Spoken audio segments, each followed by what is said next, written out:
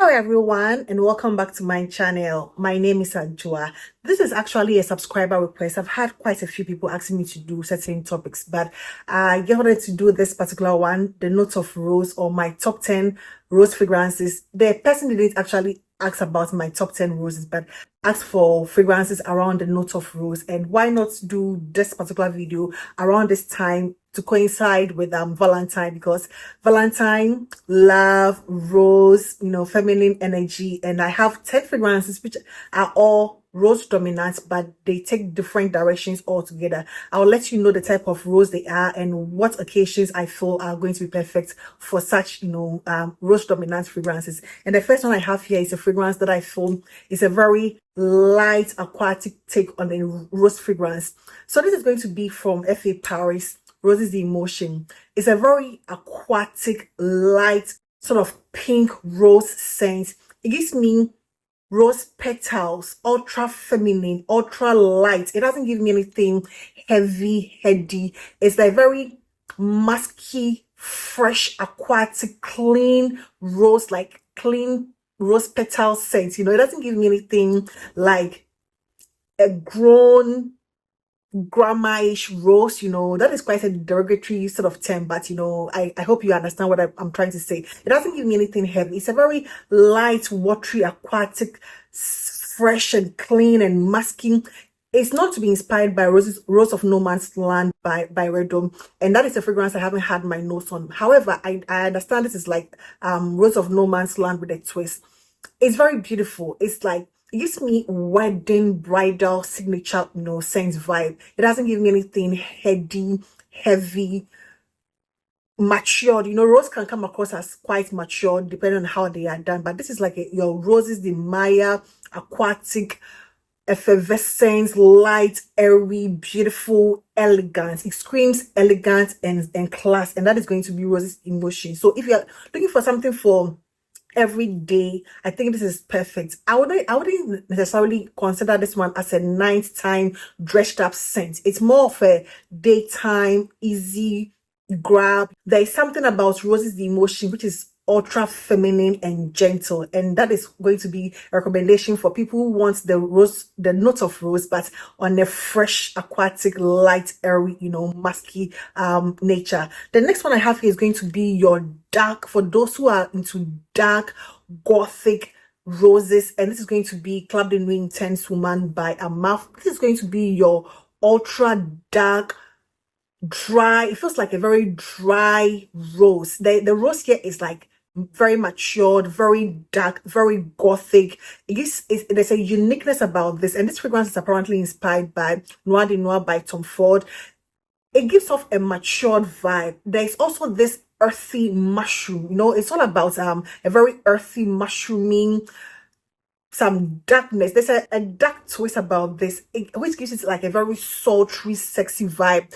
Not Noir de Noir, but Club de Nuit Intense Woman by Armaf is one of those fragrances that you need to sort of dress it up. It can't be dressed down. It feels like that dressed up, formal occasion, matured rose, but also unique. It is one of those fragrances that is not going to be for everybody. If you love those mushroom, dark, gothic, to almost a vibe which gives me like funeral vibes. To me, if the rose here feels like those red, dry, wilted rose. It feels like a dry, wilted rose, like a funeral sort of vibe. It gives me funeral home in an aspect, but there's also this sexiness about this particular type of rose. So to me, it feels like a very strong, confident rose, but it's also on the dark gothic side, and that is going to be Club de Nuit Intense Woman by Armaf. The next rose on this list is going to be Noble Blush from Lattafa, and this is quintessentially your rose milk fragrance,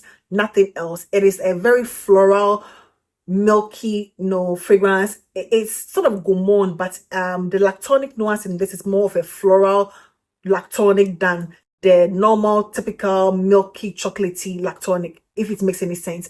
It's about rose milk, almond, vanilla, meringue. There's a creaminess, there's a gourmand nature about this, but it's not your typical foodie gourmand. It's more about a floral. There's a floral aspect about it. First of all, you get that rose, that the typical rose here, and it's obviously like a very pink, soft rose, and then coupled with milk, so some rose milk, some almondy, nutty milk to it. It doesn't give you any edible gourmand per se, but it's also gourmand in a floral way.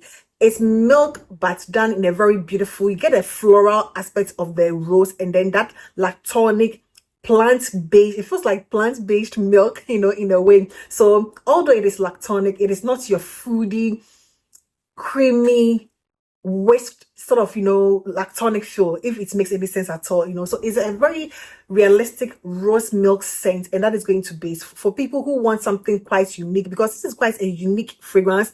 I've smelled nothing quite like this, it's beautiful, and it's not the most simple. There's a bit of a uniqueness to it. There's something about this fragrance which is quite addictive, but not in a very mass appealing way. A lot of people have said it's not their cup of tea, but to me, it's one of those very addictive, unique take on a rose milk scent, and that is going to be Noble Blush from Lattafa. The third fragrance on this list is going to be your Jammy Rose, and this is a very spicy, almost Christmassy or festive vibe, although to me, you can wear it at any occasion, any day. Abraaj Carmine, fashioned after Crimson Rock from Amouage, the same bottle and practically the same scent. And this is a very beautiful jammy rose. It's all about the note of a jammy, dry. The rose here also feels like a very dry, jammy rose coupled with a lot of spice. I think there's cinnamon in this one and a very heavy presence of honey. The honey here is quite, like a boozy honey. It has a booziness about this. There's a booziness which I feel is coming from the honey. Sometimes honey can come across as a bit boozy depending on which type of honey, but I get a slight booziness from this, and a spice, like a very heavy spice and a very beautiful, sweet, like very sweet, jammy rose, and it feels more dressed up to me. It doesn't feel like your everyday casual rose, fragrance. It feels more of a special occasion, dress up.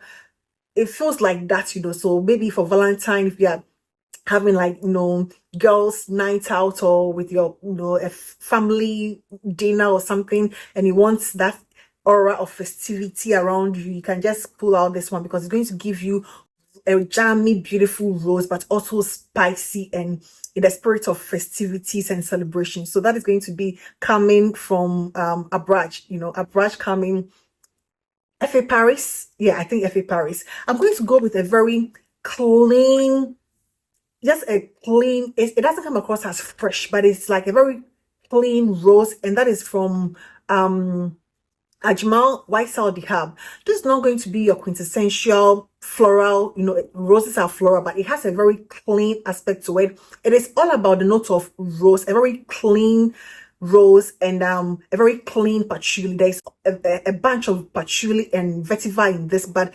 the patchouli feels very clean. It doesn't come across as your masculine leaning, heavy, dirty patchouli. It's more of a clean patchouli and some vetiver and some woods, but the woods and the patchouli vetiver are very clean to the extent that they don't come across as masculine leaning. It is like the perfect unisex scent, in my opinion. I think this is like a very beautiful, crisp, sort of, not necessarily fresh, but it's like a very clean rose scent, if it makes sense, You get a rose here, it gets a little bit of spice, it gets a slight bit of spice. There's a cleanliness about this, not necessarily a fresh aquatic rose, but it's like crisp, slightly spicy, clean rose, and that is going to be Wisal Dhahab. It's quite different.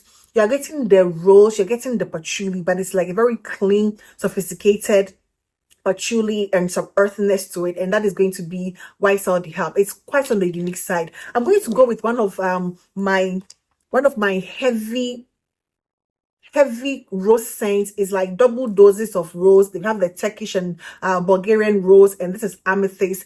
Amethyst on the heavy candied bergamot and rose with a heavy presence of vanilla and a Banyadi skunky vibe. And the rose here is done in a very realistic but matured rose. It feels heavy, it feels very heavy, and there's a bit of a dark twist about this, but the two most competitive notes are going to be the heavy dominant rose and the realistic barnyardy of the agarwood. It's on the unique side. This is a very beautiful take of on a gourmand oud. I feel it's like a gourmand oudy sort of scent.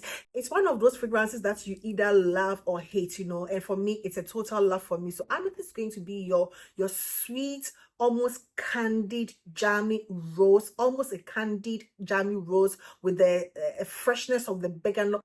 There's a freshness to it, and there's a sweetness and a very heavy presence of vanilla.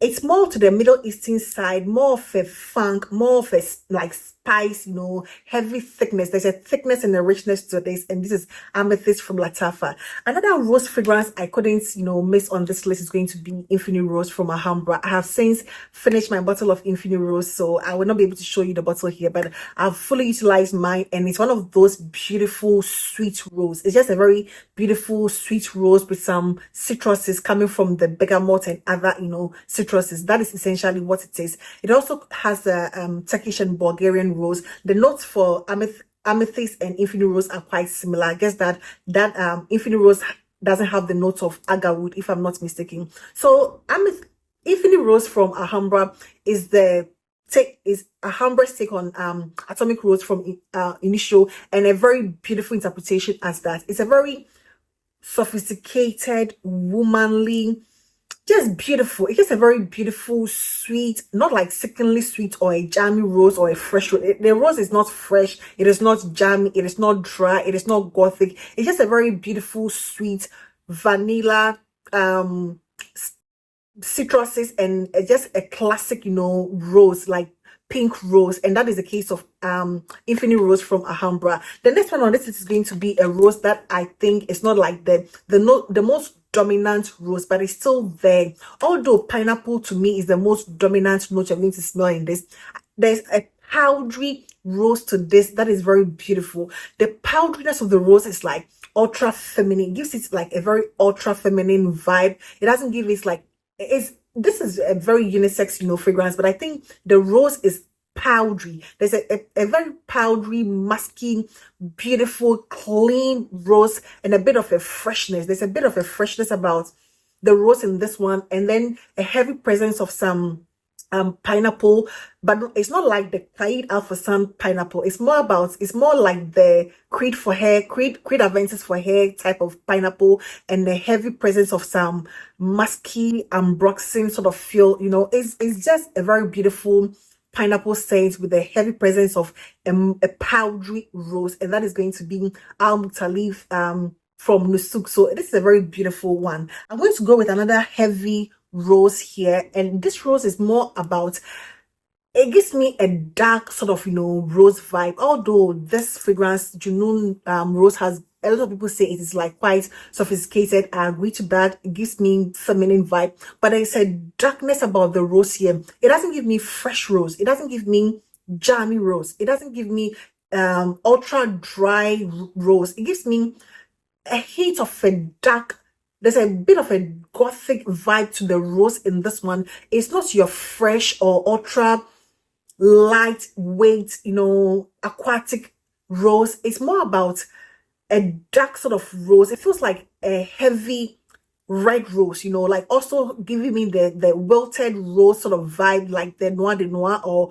Club de Nuit Intense Woman. It gives me that wilted, dry red rose, like a very mature sort of rose, coupled with that amaretto, which is practically the juice from apricot or the beverage from apricot, and the heavy almondy, nutty nuance, and the dark or sour cherry. It's quite on the complex side.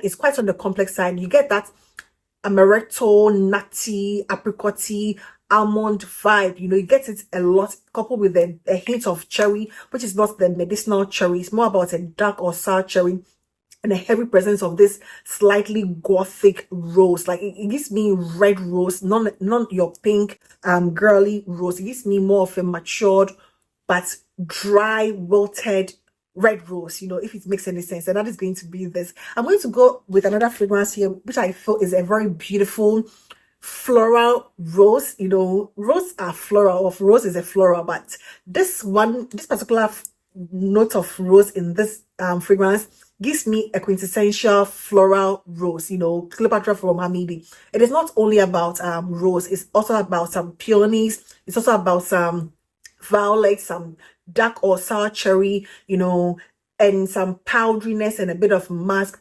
But the rose in this one feels like a very floral rose, the typical rose, you know, it just feels like the typical rose coupled with the peony, the other florals. It's a heavy floral fragrance, but it's not like your headache inducing floral, and that is what I love about this. It gives me a soft floral rose coupled with the peonies and other beautiful delicate florals here, and the sour cherry, which is not medicinal or overbearing. So that is going to be Cleopatra. It's apparently inspired by Queen Camina, and a very good interpretation as that, or as such. You know, it's just a very beautiful, womanly, screams feminine, ultra feminine, dressed up. It's more about a signature scent. You can dress this one up, you can dress it down. It is quite versatile. It can take you from your boardroom to dinner, you know, from your office to late night dinner. It is quite potent and ultra feminine and girly, and the rose here is just a very beautiful, realistic floral rose, you know. Yeah, and I think the last one I'm going to talk about is going to be a fragrance, Byan Asrar from Paris Corner. And I know Byan Asrar has been likened to Amouage, but it's like the EBT of Amouage, in my opinion. However, on its own, I think Byan Asrar is a very beautiful take on a rose, and that rose also gives me like a fresh aquatic rose. There's an aquatic element about Byan Asrar, the rose in it, and aside that aquatic nature of the rose, it also has an undertone of a gothic nature to me. You know, there's something that feels slightly gothic about even the OG guidance. Guidance gives me a bit of a gothic, like it's not a bit, like gives me a very heavy gothic feel. And Byan Asra also gives me similarly, just that it's like more watered down, more aquatic in a way. You know, there's something about it which gives me a freshness. There's like a fresher, watery, lighter sort of take, and the rose that feels like ultra feminine but also very bold. It feels like bold and slightly gothic and just beautiful. It's just a different take on a rose, you know, scent. And I just wanted to add Byan Asra to this list. These are 10 rose fragrance I would like to recommend, you know, aside the normal Delina that a lot of us already, you know, have like countless dupes of, you know. So I didn't want to add anything Delina like, you know, but Atomic Rose is quite, you know, similar to that, and I think that is even my preference, you know. So that is going to be it for today, and I hope this video found you well. Please do not forget to give this video a thumbs up, and I hope to see you in my next one. Take care. Bye bye.